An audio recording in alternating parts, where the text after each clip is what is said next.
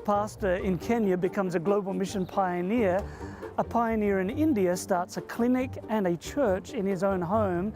And pioneers in Guyana win hearts through their love. Coming up next.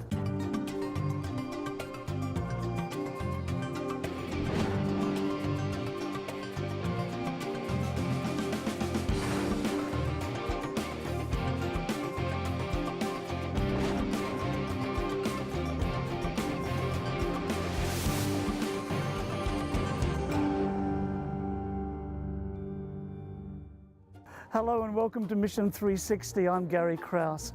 Today's program is coming to you from Estonia, and I'm in the capital city, Tallinn, and in the Old Town, and in this beautifully preserved Old Town Square, and you can see the Old Town Hall behind me. Construction began on this building back in the 13th century. And on today's program, we'll be looking at the challenge of mission right here in Estonia. And we'll be traveling all around the world to see frontline mission in action. But first up, let's travel to Guyana and visit with some global mission pioneers.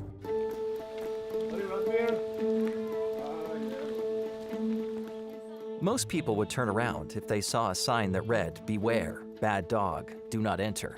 But Rudolph and Annette aren't afraid of this sign. As global mission pioneers, they've built a relationship with the owners of the house.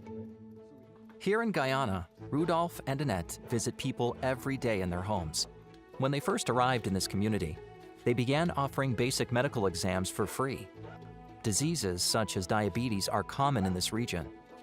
So as word of the free exams spread, the number of calls they received steadily increased. Today, Rudolph and Annette are regularly asked to visit people's houses to share this special service. As the pioneers spend time with their patients, it opens the door for them to share their beliefs and pray together. When we finish with them, they would be able to tell us, when you check us again, we will say, yes, we will check you back again. So that is one of the doors that we have found open for us, which we keep going progressively to them. Not far away, Aziz also works as a global mission pioneer. Here he serves people of various faiths. The flags around a house often indicate the religion of each family. As Aziz walks under the hot sun with his Bible, he trusts that God will open the doors and hearts of his neighbors. I start to do health checks, diabetes, hypertension, and do them body weight. And from that, people want to know about their health. And so we have an opportunity to be with them, to be their friends. With time and affection, the pioneer has become friends with many of his neighbors. He visits this family frequently, and they soak in everything Aziz teaches. Well, whenever he comes, he would normally speak to the family. We would do prayer devotions, and I appreciate it because he cares. So I appreciate Pastor Aziz because I see that he's a man of belief, and he knows his work. He knows what he has to do. He takes good care of stuff. And he's a very nice person. When you share and the other relatives see that what you are doing, they will share with the other relatives and they also invite you into their homes. But there's a lot of praying to get into these homes. It's not easy, but you have to pray and ask the Lord to open doors for you. And the Lord is doing that for us here. There was no Adventist presence in this community before Aziz came. But with his help, a church was planted. Many members of this congregation have recently given their hearts to Jesus. Despite the challenges he faces, Aziz is committed to continue sharing this hopeful message. Thanks to the work of global mission pioneers, several churches are being planted in some of the most challenging neighborhoods of Guyana. Please pray for these pioneers and the lives that can still be touched with your support. We're in Tallinn, which is the capital of Estonia, and my guest is Angelica, who has had a vision for some time for starting a particular type of center of influence here in the city. Angelica, thank you for joining us. So we're here in this store, this shop. When did it first open?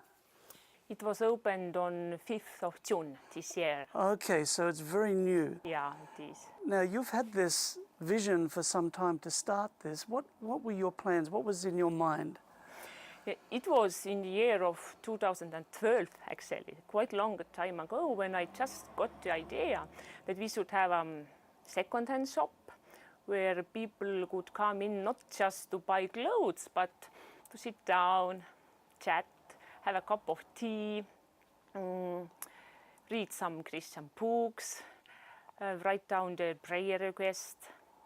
So just a little place to have a relaxing time. Wonderful.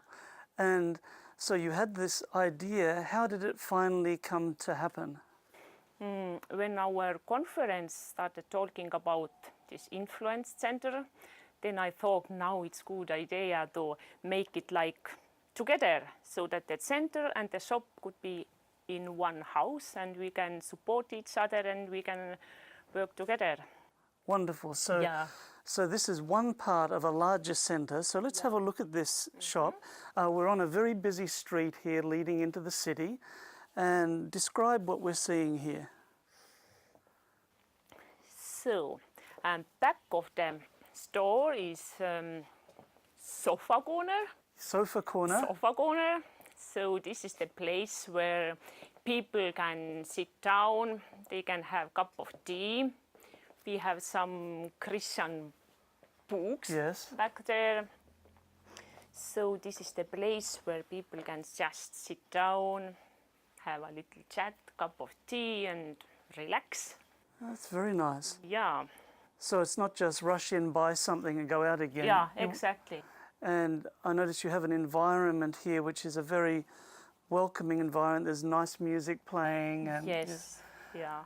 Now, how do you staff the shop? I know you come here and volunteer. Who else helps you? We have quite a good company, like little team. We have most of them, they are just volunteers. Yes.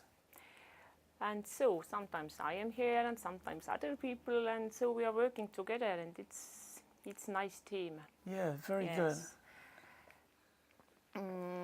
Around the corner. Yes, let's have a look here. This is the box of prayer requests.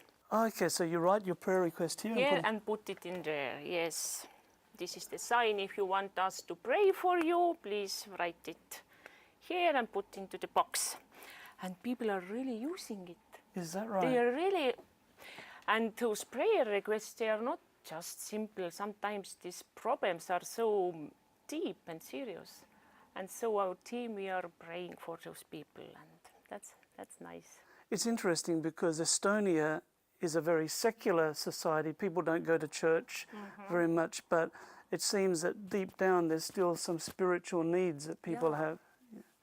That's why this center and this shop is a good idea, because if they don't want to go to church, but they still come here, and then if we get friends with them, and then slowly we can start talking about deeper things. Yes, well that's Christ's method of ministry, isn't it? Yeah, exactly.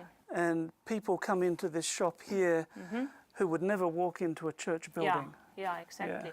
And actually we already have some regular customers.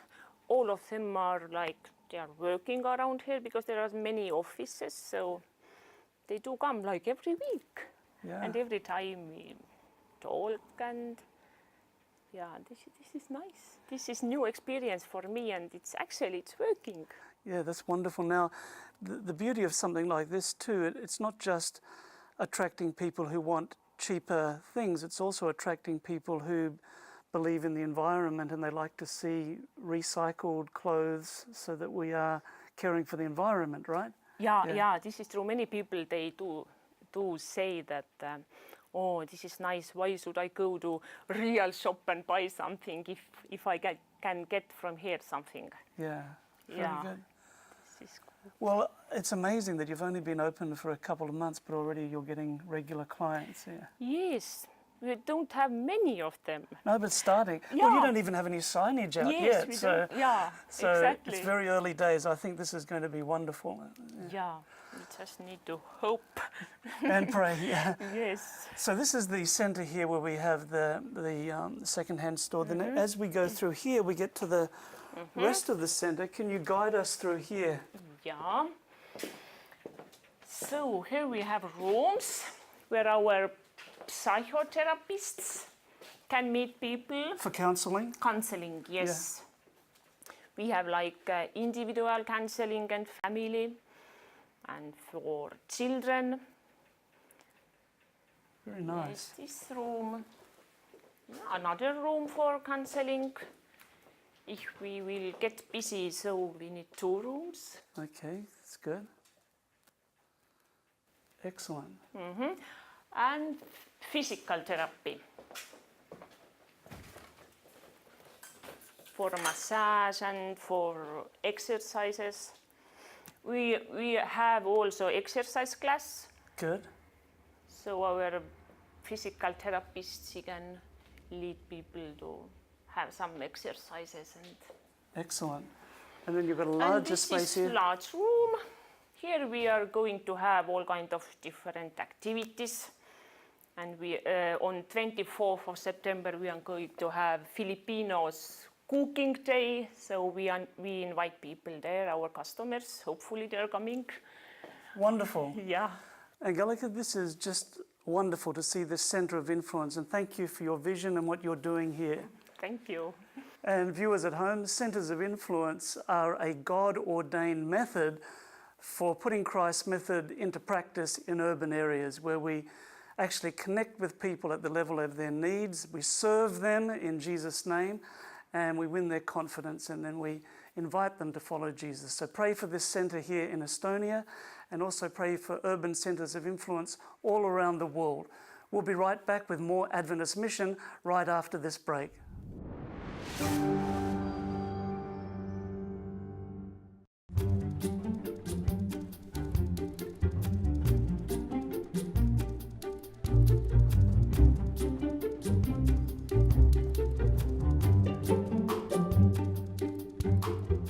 Welcome back to Tallinn, Estonia, and one of the most beautifully preserved old towns in all of Europe. Next up, we travel to the continent of Africa and to the country of Kenya, where a global mission pioneer is making a big difference in his community.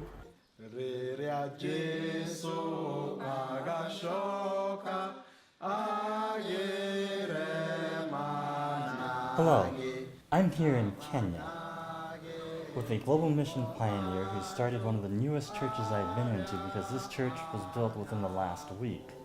But the group was started a little bit sooner, but he also has an interesting story to share with us. So I'm here with Linus. Yes. And you're a global mission pioneer, but you haven't always been a Seventh-day Adventist. Yeah. How did you become a Seventh-day Adventist? I became a Seventh-day Adventist by hearing the message when it was preached, the effort. So I tried to convert myself. Which message is it being preached? Then after then, I was directed and I got the VOP papers where they were giving. And I studied the VOP papers. I found that there's a truth in it, so I shared with the other Christians. So when I shared with my fellow Christians, I said, this is the truth that we want. Then they asked me, how can we know about the truth? Then I started giving them the papers, whereby I went to the conference and I was assisted with the papers. So I gave them to study. I taught them, I shared with them where there were challenges, where they could not understand. So I made them to understand, whereby at least we registered 360 graduates, and they were all, they qualified and they were graduated. 360. 360. Yeah. But you were a church pastor Yeah. from another denomination. Yeah. And then you found Voice of Prophecy Bible studies Being and took preached. them and became convinced that what you were They were, studying yeah. was the truth. And so you then went and you shared with others. With the others, I shared with the members. 360. It's 360. Yeah. Okay, so then what happened? Because when you are a pastor and Yeah. you change, Yeah. then what happened in your life then? Then after graduation, I told them, this is the truth that you have known.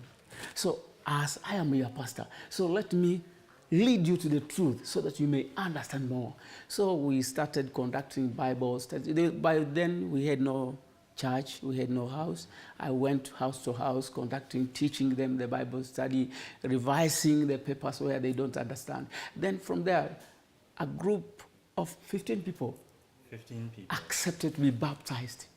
Then I told them, okay, let me conduct those ones that gave me the VOP papers, if they can accept to baptize us. So eventually they said, we welcome you. So we went there to the conference, we were baptized, and they said, from there, you lead this flock. So they attached me to a pastor who was within the district.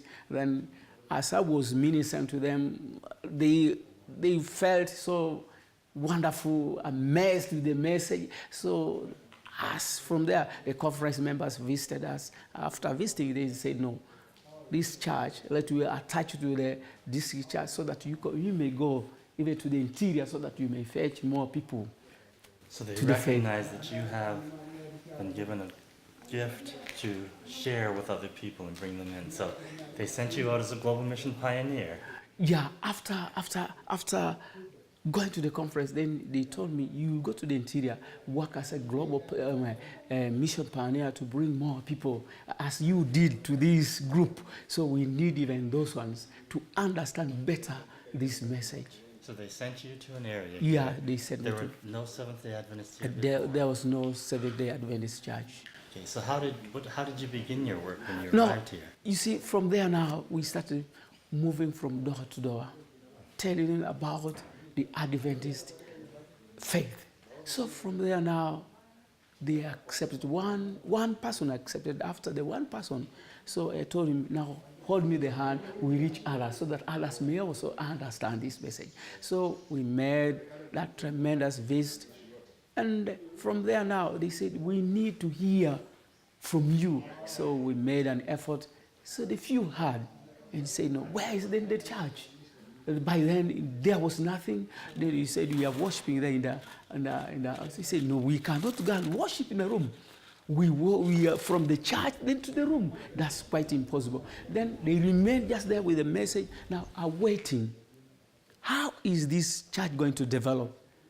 Then from there, just from few people who are volunteers, some said, no, let's purchase this land. This land also had to stay for 1 week. Okay, but before you got this land, yeah, you had this small room. it was a small room. It was in a little shopping area. Yeah.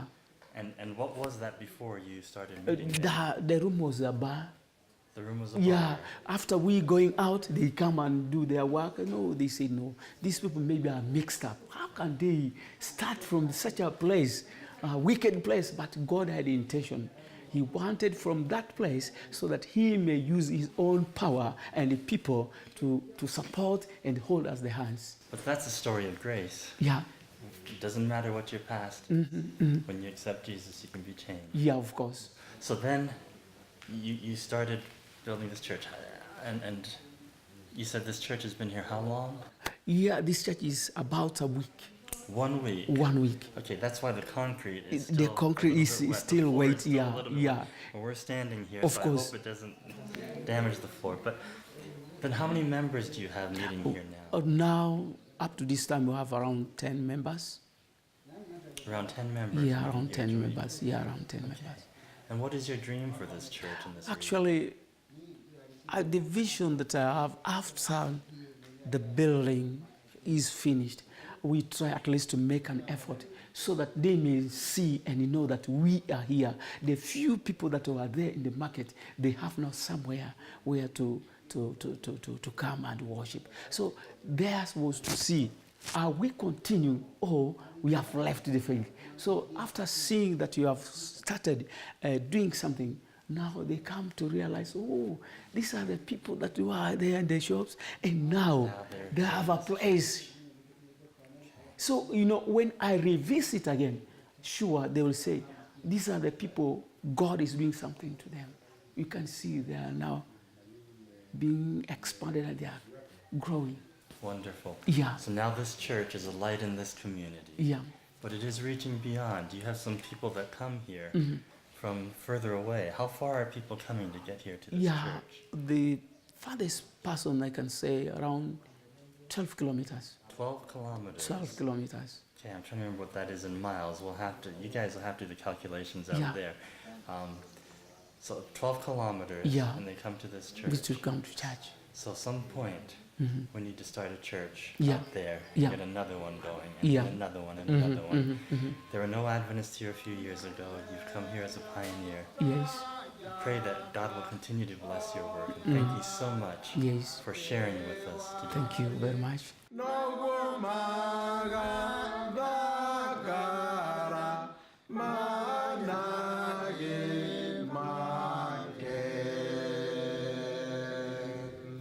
Next up, we travel to India and visit a global mission pioneer who established a health clinic and a church in his home.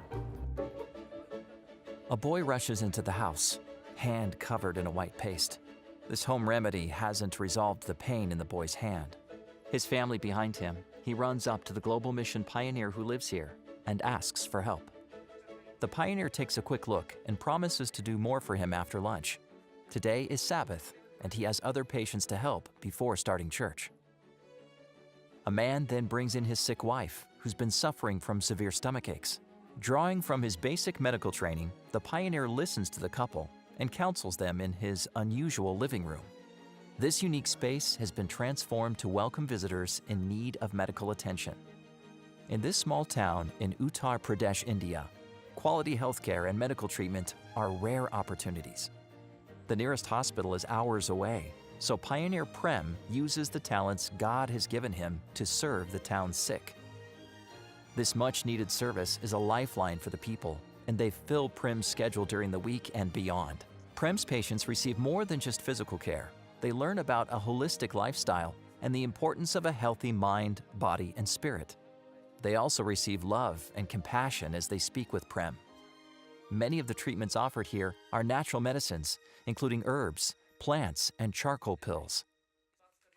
Prem gives this couple medication and inspiring literature, and at the end of each visit, he asks the heavenly physician to heal and bless his patients. Prem believes it's his duty to tell others about the source of all healing, and the people appreciate learning about the God who heals. Pioneer Prem has one last patient this morning, a young boy who first came here in a critical condition. After seeing many local healers, the family's only hope was Prem. He prayed for and treated the boy, and in time, he was healed. Today, the parents believe it was Prem's God who healed their son, and they continue to see Prem for their medical needs. Pioneer Prem finally gets a chance to finish getting dressed for church. At last, he rushes upstairs, where many of his former patients await him. Even from the bottom of the steps, he could hear their singing. They weren't disturbed by the delay. The extra time has given them an opportunity to praise the wonderful God of healing they've come to know. Prem speaks to the group about Jesus. It's easy for them to picture a heavenly physician who healed, preached, and cared for those around him. They've come to see a glimpse of Jesus in Prem. This church plant is the only Seventh-day Adventist congregation in the region. Before Prem arrived, this was considered an unentered area. Now the members pray to officially establish the first Adventist church here. They also give financially to support the mission here and abroad. They know their humble tithes and offerings receive God's blessing and are multiplied. Please pray for this church and for pioneers all around the world who labor on the front lines of mission.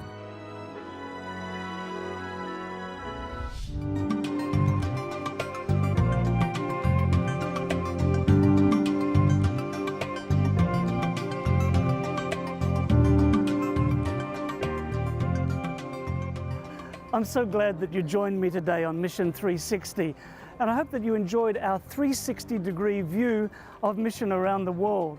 We focus today on global mission pioneers who are planting new groups of believers in various parts of the world, often under very challenging circumstances. And I want to thank you for your continuing donations to Global Mission that make the work of the pioneers possible, planting thousands of new congregations around the world. And thank you for your prayers that sustain them in their important ministry. As a small thank you for your support and your involvement in Adventist mission, I'd like to send you this free book. It's entitled True Believer. It's a stunning story of a man's life that was changed. He was a die-hard communist, then he found hope and love through Jesus Christ. Well, for Adventist Mission, I'm Gary Krause, and I hope that you can join me next time right here on Mission 360.